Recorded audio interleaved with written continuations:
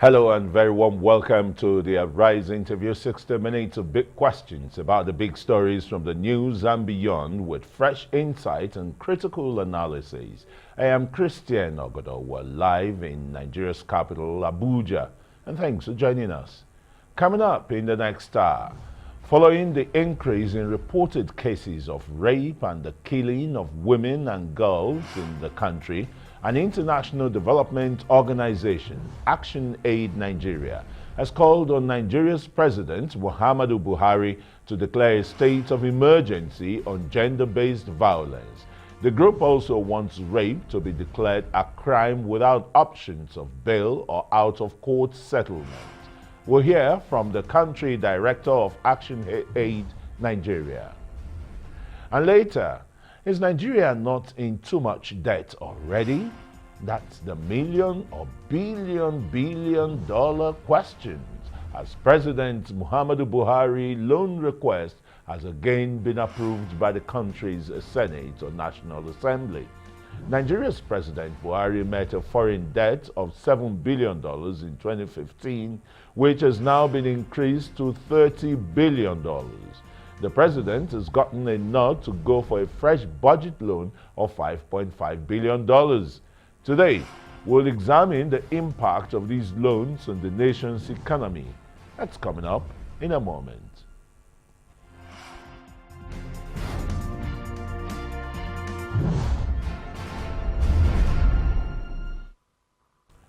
And since the lockdown in March 2020 as a result of the COVID-19 pandemic, ActionAid Nigeria and her partners say they have documented a total of 253 cases of gender-based violence in Bauchi, Cross River, Enugu, Kebbi, and Kwara State.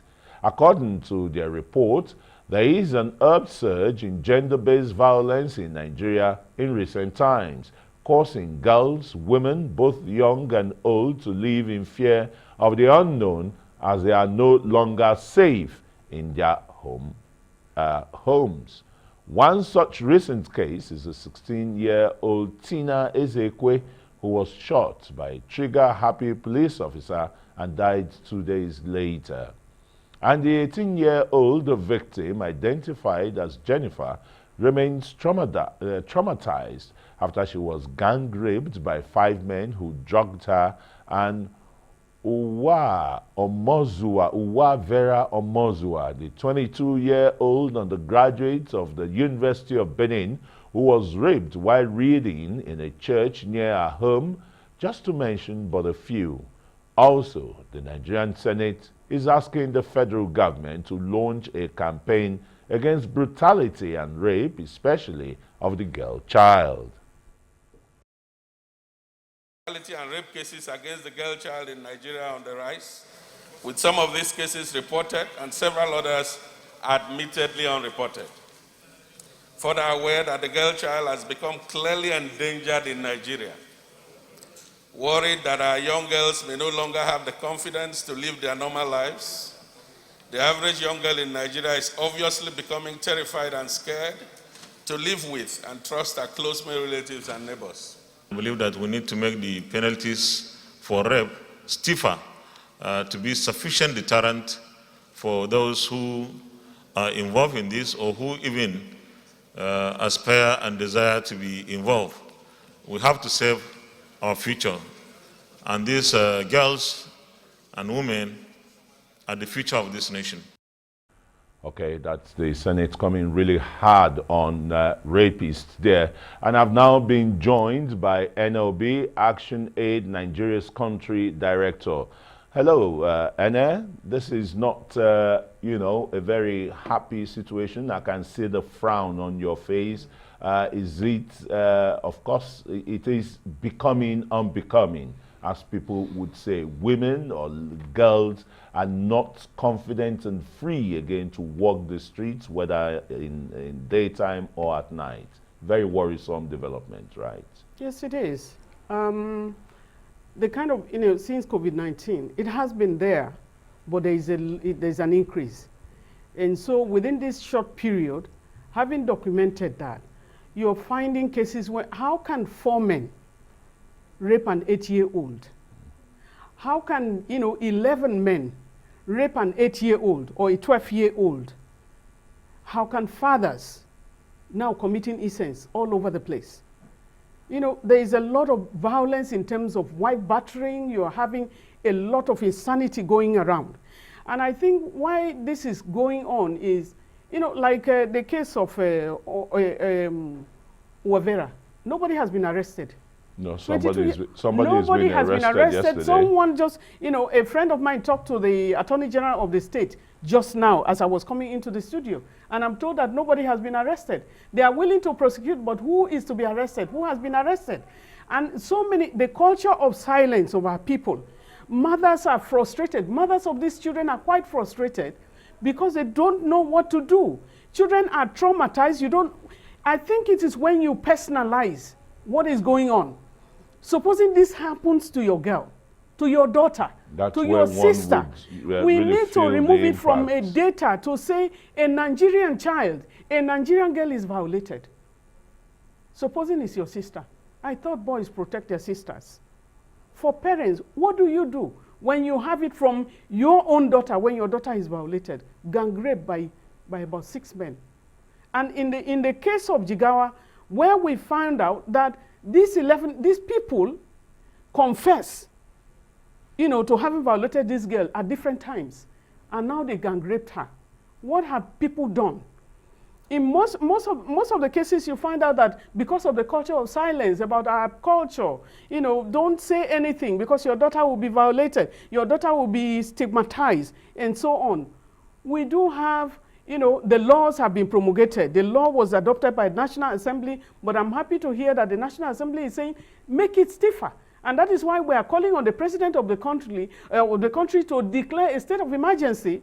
And by declaring a state of emergency, to put stiffer laws that anyone who gang rapes or who rapes a woman or a girl child will not have an option of fine.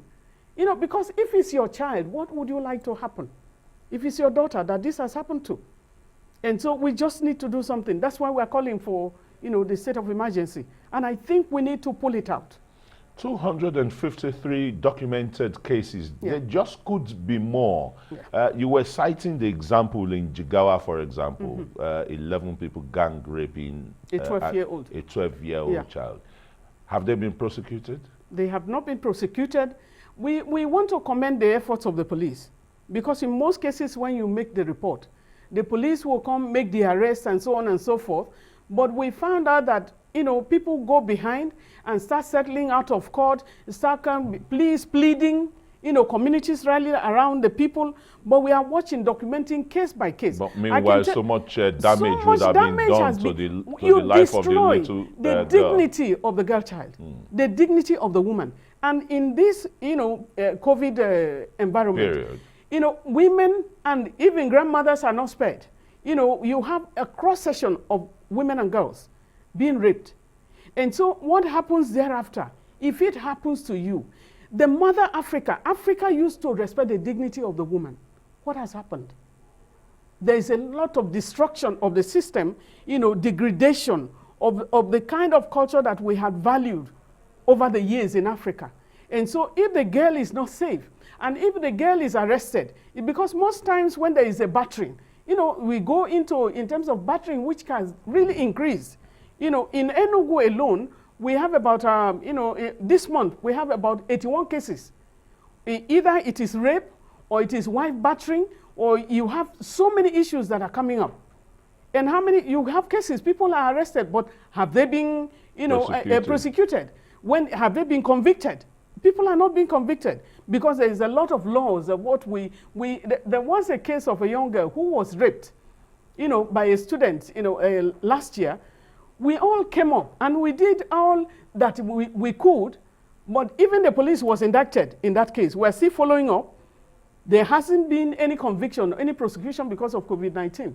And I hope that we just need to get it home, that this can happen to your sister, it can happen to your wife. Would you want to marry in the future? You are going to have wives for your children, isn't it? When they are violated, where is the dignity of the human person? And then the trauma that the girl has to live through. The degradation from your findings, because your organization ActionAid Yes. seems to really work in this area, you know, the girl-child development, the women development, and the rest. Is it fueled by drugs, psychological dimension, the economic situation, you know, of all these factors? For us, there is no excuse. Okay. Whether you have taken drugs, whether you have gone through some trauma or whatever you have gone through, we can't make excuses for such violations. You know, there are some cases where they say maybe it's drugs and then they accuse the devil. When their eye is clear, when you have done the deed, then you say it's the devil. The devil has really suffered. You know, because things we shouldn't take to the devil, we call the devil's name. And so when it comes across, you cannot make any excuses. Well, how do you make an excuse between a father violating a child and continuously violating a child? Where has the society gone to? And so when the rapist, you know, comes and do the deed, whatever they have done is the life after. How does the child manage? The trauma. There are mothers, you know, calling and say, what can we do? Ours, organization is a social justice organization. It's human right. We use human right-based approach and looking at the rights, the dignity of the human person. And so where do we go from here if we are walking tall when the most vulnerable, who are the most vulnerable? Across the country, across Africa, we're finding out that women are the most vulnerable. When it comes to ethnic clashes, women are the ones that are violated. Women and children, you know, they are violated. You know, so they become weapons of war. Some of them get pregnant. You are pregnant with a child of who you don't know. And you are pregnant with a child of an enemy. How do you cope with that child? Some children are left behind by all of the atrocities that are being committed. You have so many unwanted pregnancies. You don't know what to do because as a someone who is religious, you don't want to kill a child. And so how do you live with that child? How does the mother move on? You become a single mother, not out of your dealing. And then when the child is pregnant, you say, no, it's not me. Even when they want to settle and say, okay, you are the father of this child or whatever. We have so many unwanted pregnancies. Girls being deceived into sexual relationships that they're not ready for, but they just want to have a taste of the girl. It results into pregnancy, she's ignored. And so how does the society reckon with such a person? How do they reckon with the girls? Right.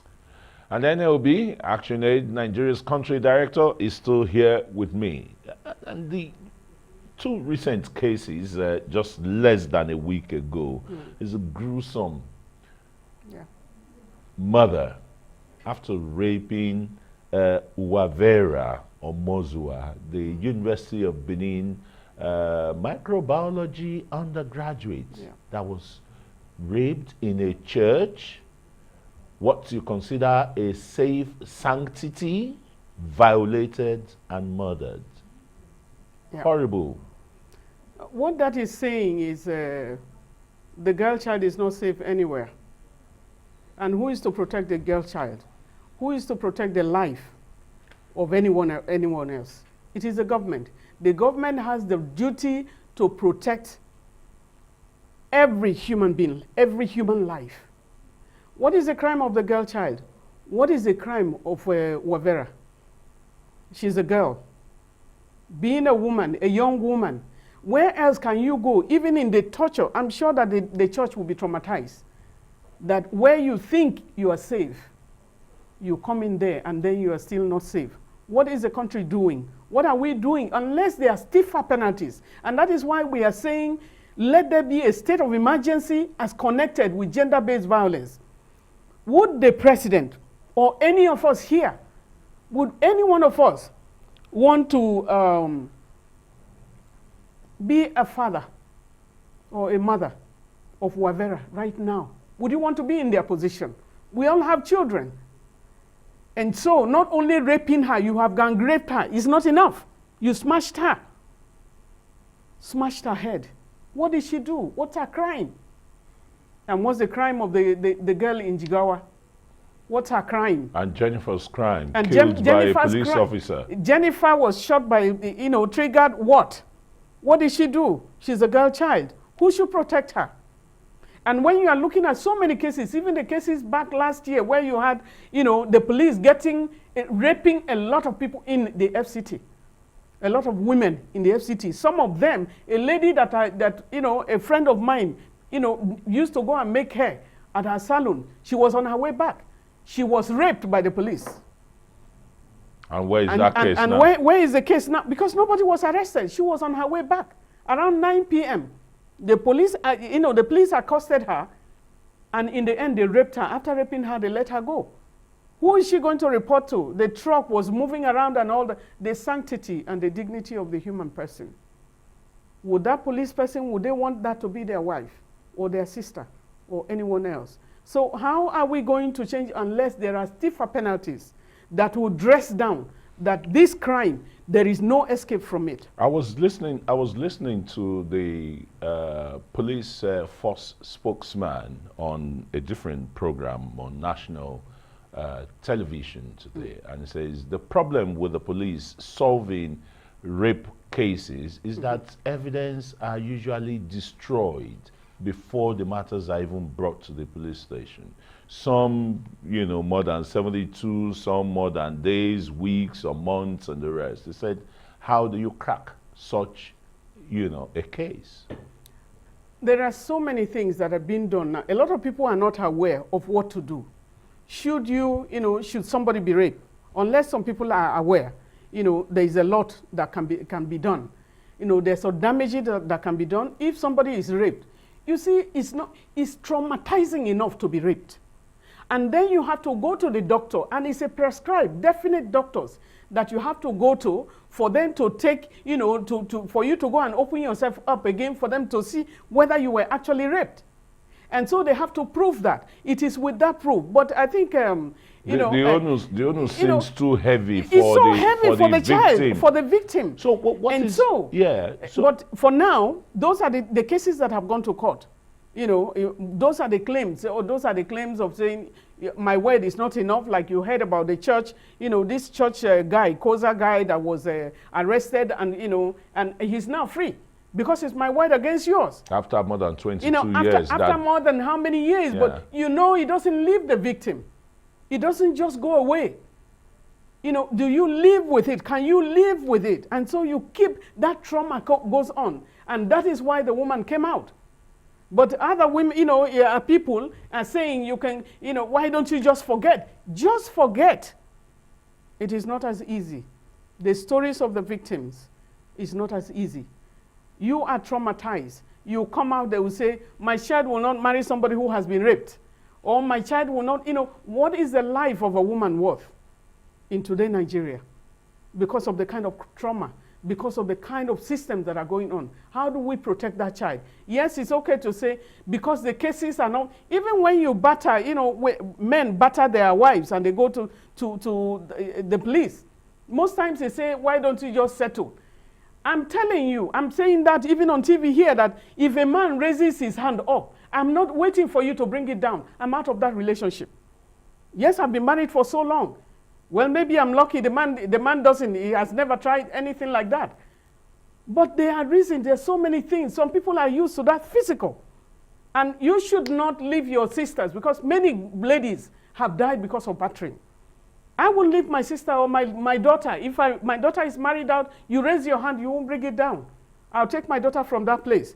But when it is an issue of love, it becomes contentious. They beat, somebody goes back again, they resolve it, you say, I will not beat you again with all the love. I love you, and then you stay there. The next thing you go and carry your sister's corpse. How do we respect the women who are even in our homes?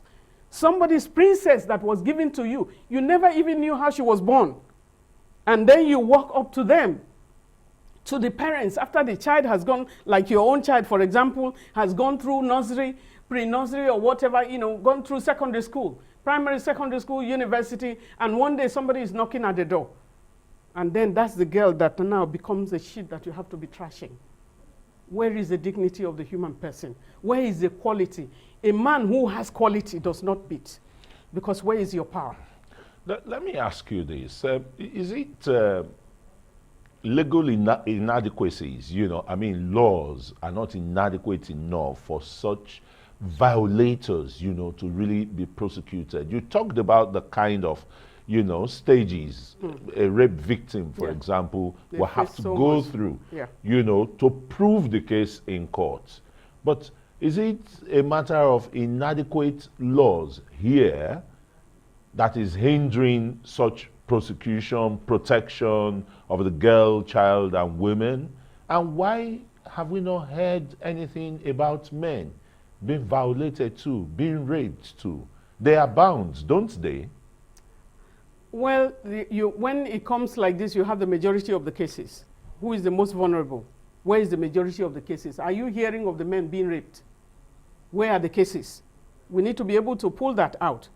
And then when you are talking of what the raped victim has to go through, these days, because if it's within 72 hours, for example, if the lady knows where to go, they will be able to do prophylaxis, you know, to save the child, or the girl, from, you know, getting HIV and so on and so forth. So there is so much that has come up, you know, ever since. But there is, you know, not enough information. And then when you are having, you know, a lot of this that is going on, you find the parents of the girl, or the parents of the boy. Because the case we had in Enugu, which we brought here, we had a world press conference. Here we supported our call, you know, who is our partner. You know, we supported them, you know, to bring out, we even had to bring the victim down to Abuja, so that people will not think we're just saying these things out of context. But the parents of the boy went to the police negotiating. Why don't we settle out of court? We are saying that when it becomes a non-negotiable, if you think your devil has come to you, then you go and sit in prison with the devil. You know, so because what the person goes through is something that you cannot imagine. Whether arrested, we have to find some other evidence aside from what we have today. You know, be able to, we don't want a guy, you know, to be victimized. Because so you have to, the issue of proving the cases is still there. And then what we have right now is that we can settle out of court if the victim, sometimes if it's within a village or something, the chief of the place of the community can come and say, you know, why don't we just settle this? And I have worked, you know, across Africa. And there was a case of a woman whose husband used, you know, a stick into the whatever. Her private. Her private. And they took the lady like that to the police. This was one of the African countries. And when the police were mad, they were raving mad. Because sometimes when the police want to do it, it is the village, the people. The day they were going to take this guy to court, the villagers gathered and said, ask the lady to come back to them, that they will make everything okay for her. Let her come back, let her withdraw the case. The police guys were crazy and mad that you cannot forgive such a person. But again, that is when the girl child is left behind. When the girl child is left somewhere, because if she goes back home, where is she going to go to? What is her economic empowerment? Is she educated? And that is why the education of the girl child is paramount to everything. It's important. It's very important. Education of the girl child and empowerment of the girl child, that she could find herself, because these are issues that people have to deal with. We've had cases, even in the insurgents, where a lot of people, you know, women have been raped and and they have other children, and some of these women kill the children because so much is going on.